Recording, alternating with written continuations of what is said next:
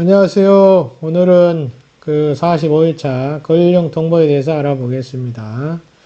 거일령 통보는 그전에도 오제전 설명할 때 말씀을 드렸었고, 오제전은 이제 동전의 묶음이죠. 동전의 묶음인데, 이 동전의 묶음은 이흙토성이나 우황토성의 재화에 많이 사용이 되고 있습니다. 또 동전의 모양을 보시면 아시겠지만은 둥근 형태를 띠고 있기 때문에 토성의 재화에 가장 많이 사용이 되고 있습니다. 그러면 이렇게 재화에만 사용하느냐? 그런 건 아니고요. 재기를 더 충만하게 하는데도 활용이 되고 있습니다. 그래서 이 오제전을 많이 사용하고 있지만 이 걸륜통보도 자체적으로도 많이 사용을 하고 있습니다.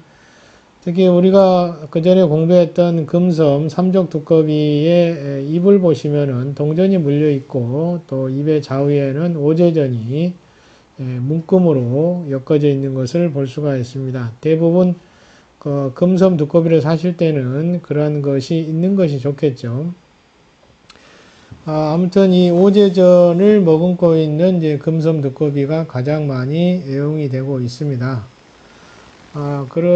그런 이제 의미로 본다면 이런 오제전은 재기를 충만하는데 많이 사용이 되고 있다는 것도 알 수가 있죠.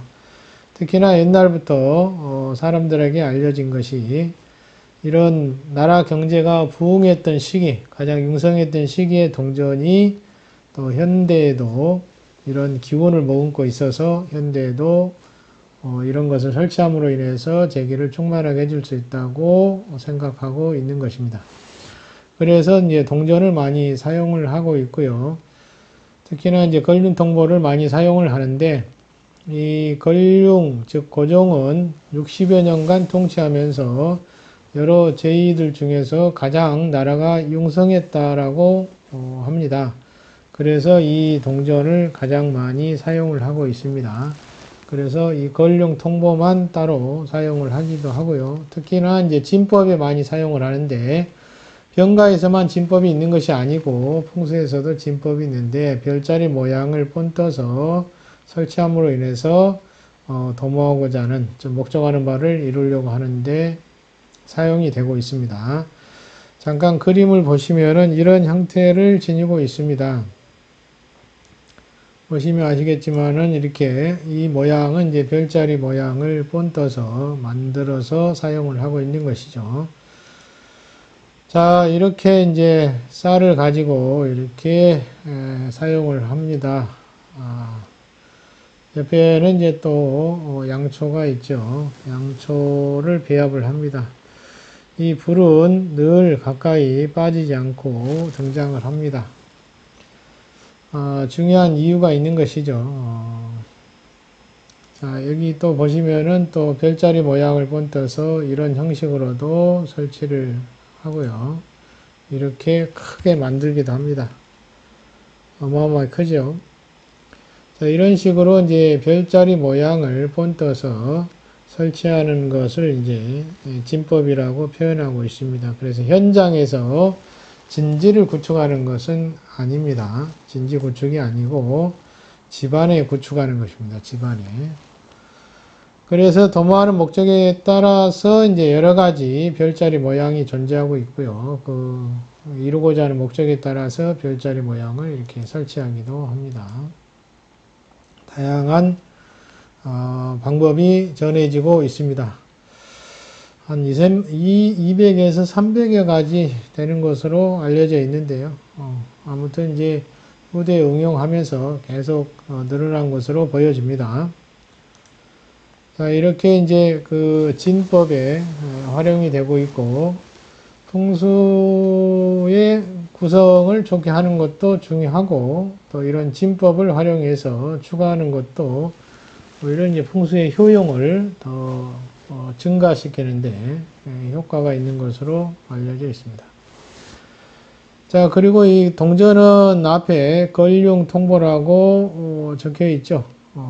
그래서 직독할 수 있게 되어 있습니다. 직선으로 되어 있죠. 읽는 구조가 걸륜 위에서 상하, 그 다음에 우측에서 좌측으로 통보 이렇게 되어 있고요. 그리고 가운데는 이제 네모 구멍이 뚫려 있습니다. 후면에는 이제 그 만주어가 기록이 되어 있습니다. 만주어인데 한쪽에 이 그림을 보시면은 지금은 이제 이해하기가 너무 어렵죠. 아마 현지 중국인들도 이해한다는 게 보통 어려운 것이 아닙니다. 이것은. 자, 그런데 이런 그것을 번역해 보면 후면 만주어에 이 보자가 사용이 됩니다. 보자. 보자가 통용되고 있고, 그리고 우측에는 이제 다른 글자를 적어 넣어서 여러 간척마다 사용하는 기호가 다르게 표현이 되고 있습니다. 자, 어찌됐든 이제 전면과 후면이 이런 구성으로 되어 있다는 점을 말씀을 드립니다. 그래서 여기서 이제 이해할 것은 제기를 충만하게 하는데 이 권령 통보가 많이 활용이 되고 있기 때문에 이런 권령 통보를 더 활용해 보심이 어떨까 하는 생각이 듭니다. 이 권령 통보는 다양한 진법에도 골고루 다 사용이 되고 있고 하나의 진법에만 사용이 되는 것이 아닙니다. 여러 진법이 있지만 그런 진법마다 권령 통보를 별자리 모양으로 설치를 해서 제기를 충만하게 하는데 활용이 되고 있다는 점입니다. 사실은 그래서 오늘 권령 통보에 대해서 간단하게 말씀을 드리려고 이렇게 내용을 준비를 해 봤습니다.